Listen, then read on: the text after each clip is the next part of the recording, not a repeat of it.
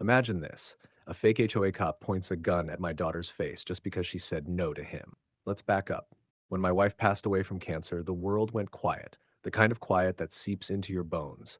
After the funeral, I couldn't stand the city anymore. Too many empty rooms, too many memories. So I packed what I could fit in the truck and headed south to Florida. That's how I ended up in Sunny Palms Estates, a gated community just outside Ocala. The place looked peaceful enough. Neat lawns, white fences, and a sign by the gate that read, "A safe and respectful community managed by Ravenwood HOA. Peace and respect." That's what I was looking for. Before we dive in, comment which country you're watching from. Let's see how far this story travels. For a while, I found what I needed. Early mornings on the porch with coffee, evenings fixing up the old barn out back. Just me and the sound of wind through the palms. Then my daughter Rachel came home. She'd been away finishing law enforcement training in Tallahassee. I didn't tell the neighbors what she did. She just wanted a break before starting her post. No uniform, no badge, just my kid trying to live normal again. That's when he showed up. His name was Blake Riker, the so-called HOA enforcement officer. He drove around in a white pickup with HOA cops stenciled down the side like he thought it made him someone. Black vest, knockoff badge, mirrored sunglasses, the whole fake authority package. At first, he seemed harmless. Always found a reason to stop by. Just checking on fence compliance or routine property assessment, he'd say, even though no one else ever saw him doing inspections. Then he met Rachel. He caught her unloading groceries one afternoon. I was inside, but I could hear his tone from the kitchen window. Overly friendly, too confident. He laughed too loud, asked too many questions. Later that night, Rachel told me he'd asked her out for drinks. She said no, politely. That's all it took for things to change. 2 days later, I found a bright orange paper taped to my front door. Notice of violation, unapproved vehicle and driveway. Then another about trash container visibility. By the end of the week, I had 4 fake citations, all signed Officer Riker, HOA Enforcement. Rachel rolled her eyes when she saw them. "Dad, he's trying to get under your skin because I said no." I knew she was right. Still, I tried to stay calm. I gathered the papers, the photos, and decided to report it properly to the HOA office. That's where I met Karen Doyle, the vice president. Polished nails, crisp blouse, and that practiced smile you only see on people who lie for a living. "Blake's one of our most dedicated volunteers," she said sweetly. "I'm sure this is just a misunderstanding." "Dedicated?" I said. "He's forging violations and harassing residents. My daughter, specifically." Karen tilted her head, her smile never fading. Maybe she misunderstood his intentions. That line told me everything I needed to know. The HOA didn't just tolerate Blake. They protected him. And the next time he showed up, things were going to go bad. It was Thursday morning, humid, quiet, the kind of stillness Florida gets before a storm rolls in. Rachel was dressed sharp that day, standing on the porch, badge gleaming, about to leave for her first official shift with the Marion County Sheriff's Office. She'd worked hard for that badge. I was proud enough to forget for a moment about Blake Riker and his fake authority, until that familiar white truck rolled up again. Riker's pickup, the one with HOA cop painted down the side in stenciled black letters, stopped right at the edge of my lawn. I felt my chest tighten. He stepped out slow, mirrored glasses hiding those smug eyes, his hand resting on his belt like he thought he was the real deal. Well, he said, eyeing Rachel. "Didn't know the HOA had a costume contest." Rachel gave him a flat stare. "This isn't a costume, Riker. You need to leave." He laughed, a low, arrogant sound. "So now you're trying to intimidate me? What's next? Fake handcuffs? You're lucky I don't write you up for harassment." I stepped off the porch, moving between them. "That's enough," I said. "You're trespassing again. You've been warned already. If you set 1 foot closer, that's criminal harassment under Florida Statute 784.048 and trespass under 81010.09. You're out of your depth," he sneered. "You think your little homeowner's manual scares me?"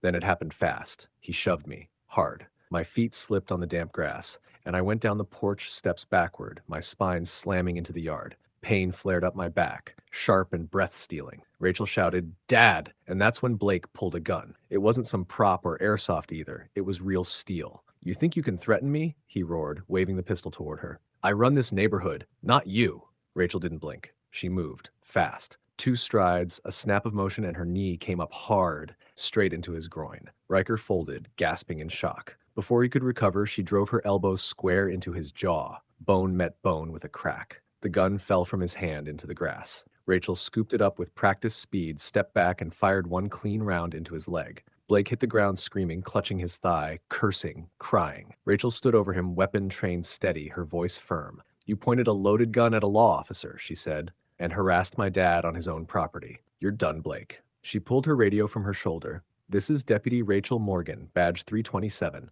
Officer involved shooting, suspect down, one firearm recovered. Request immediate backup at Sunny Palms Estates off Route 301. Her voice didn't shake once. Within minutes, the sound of sirens rose from the distance. Not random, but because she called them in herself. Deputies rolled through the gate with lights flashing. By the time they reached us, Rachel had Blake cuffed, bleeding but alive. My ring camera caught it all, every second of it. And that footage would expose more than just a fake HOA cop. It would lead straight to the people who'd armed him in the first place.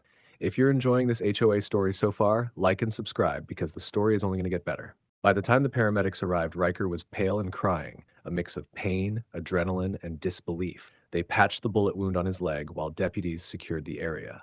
I sat on the porch steps, back aching, watching it all unfold under the flashing red and blue. Rachel stood by the patrol car, silent, arms crossed, while her partner gathered evidence bags, the fake badge, the vest, the gun. Riker kept trying to talk his way out of cuffs, muttering, "She overreacted? She assaulted me," until one of the deputies snapped, "You pointed a weapon at a law enforcement officer, Riker. You're lucky you're breathing." When they loaded him into the ambulance under police escort, Rachel finally exhaled. She looked at me and said quietly, "It's over, Dad."